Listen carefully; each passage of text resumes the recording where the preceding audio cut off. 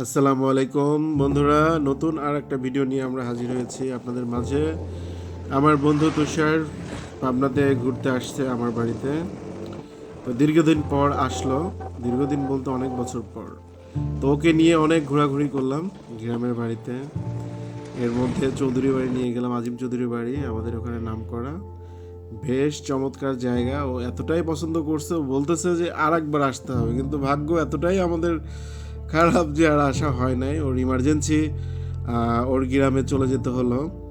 তো সকালে আমরা রওনা হয়েছি, ওকে আগেই বলা ছিল যে খুব সকালে উঠতে হবে, সকালে উঠে যেতে হবে, না হলে আমরা ফেরি পাবো না।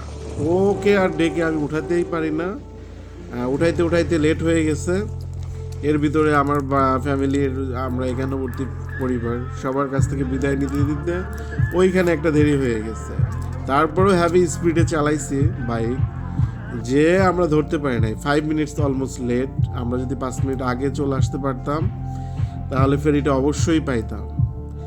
আর এরা দুঃখের বিষয়, বন্ধুকে বিদায় দিতে হলো, ট্রলারে উঠাই দিলাম। ট্রলারে আমি চাচ্ছিলামও না ও উঠুক, কিন্তু ওর যেতে হবে, যার কারণে ওকে উঠাই দিতে হয়েছে। ওকে যদি উঠায় না দিই, আর ফেরির জন্য আরও আমাদের 3 থেকে 4 ঘন্টা লেট করতে হইতো। এই জন্য ওই রিস্কটা নিয়ে ওকে পাঠিয়ে দিলাম। আমার রাত হয়ে গেল, ওইদিকে ফরিদপুর দিয়ে ভাঙা রাস্তা, কিভাবে যাবে, যার কারণে ওকে উঠায় দেওয়া। তো ভয়ের আর একটা ব্যাপার হয়ে গেছে। ট্রলার থেকে যখন নামবে, ও কাউকে পায় নাই, কেউ ওকে হেল্প করে নাই গাড়িটা নামানোর জন্য। অনেক ভারী গাড়ি, R15 4M। তো ওইটা নামাতে যেয়ে নাকি অলমোস্ট পড়ে যাচ্ছিল। আল্লাহর অশেষ রহমতের মেহেরবানিতে পড়ে নাই, কিন্তু অনেক ভয় পাইছে। তো লাইফের ও বলতেছে এটাই ফার্স্ট, এটাই লাস্ট, আমি আর ট্রলারে উঠবো না। এটা খুবই মানে ভয়ঙ্কর একটা জার্নি ছিল ওর জন্য। তারপরেও আল্লাহ তাআলার অশেষ রহমত যে ওর কিছু হয় নাই, এটা শুকরিয়া আদায় করি। আমার খুব খারাপ লাগছে যতক্ষণ পর্যন্ত নৌকা দেখা গেছে, ট্রলারটা, আমি দাঁড়িয়েছিলাম। এক পর্যায়ে কান্নাও করে দিছি, এতই খারাপ লাগতেছিল। একলা একলা বাড়ি পর্যন্ত আসতে হয়েছে, খুব কষ্ট পাইছি। তো বন্ধুকে তো বিদায় দিতেই হবে।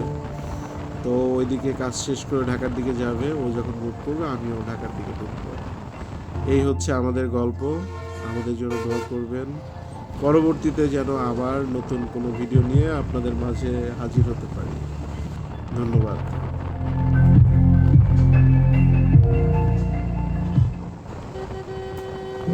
তো ফাইনালি বন্ধুকে বিদায় দেওয়া হলো। ও আমাকে ওয়ার্নিং করছিল যে খুব আর্লি উঠতে হবে, বাট গতকাল রাতে আমরা অনেক ঘোরাঘুরি করছি, অনেক লেট করে বাসায় আসছিলাম, অনেক রাত হয়েছিল। তো এই জন্য আসলে আমরা সকালে তাড়াতাড়ি উঠতে পারি নাই। তো আমি খুব দেরি করে ঘুম থেকে উঠছি, তারপরে আবার সবার সাথে বিদায় নিতে নিতে আর একটু বেশি দেরি হয়ে যায়। তো এখানে আবার সিস্টেম আছে কীরকম, কিছু নির্দিষ্ট সময়ে ফেরি থাকে ঘাটে। তো একটা ফেরি যাওয়ার 2-3 ঘন্টা পর আরেকটা ফেরি আসে। তো অলমোস্ট ফেরিকে ধরেই ফেলছিলাম, বাট 5 মিনিটের ব্যবধানে এটাকে আর ধরা হয়নি।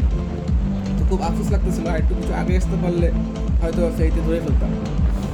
তো অন্যরা আইডিয়া দিল যে এখান থেকে ট্রলার দিয়েও যাওয়া যায়। তো ট্রলারে আমি সমর্থন দিচ্ছিলাম না, তো কী করার, যাইতে তো হবেই। তো রিস্ক নিয়ে ট্রলারে চলে গেলাম। তবে এটা যে একটা হরবল সিন হয়ে যাবে আমার সাথে, এটা আমি ইমাজিন করতে পারিনি। তো ভালোই ভালোই উঠায় দিয়েছিল ইমদাদ। তো নামার সময় হয় ভেজালটা আসলে,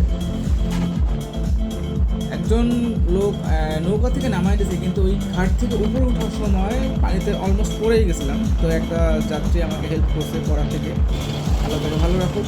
তবে এই সিচুয়েশনে পড়ার পর মাস্ট চাই ভাই, আর জীবনে ট্রলারে উঠবো না। আমার বাড়ির দিকে প্রায় চলে আসছি, কিছুক্ষণের মধ্যে বাড়িতে পৌঁছায় যাব। তো জার্নিটা ভালোই লাগছে, জার্নি মানেই আনন্দ, জার্নি মানেই মনের শান্তি। তো কিছুক্ষণের মধ্যে বাসায় চলে আসবো। আপনাদের সাথে বিদায় নিলাম, ভালো থাকবেন, দোয়া করবেন, আর আল্লাহ সবসময় স্মরণ করবেন। আল্লাহ হাফিজ।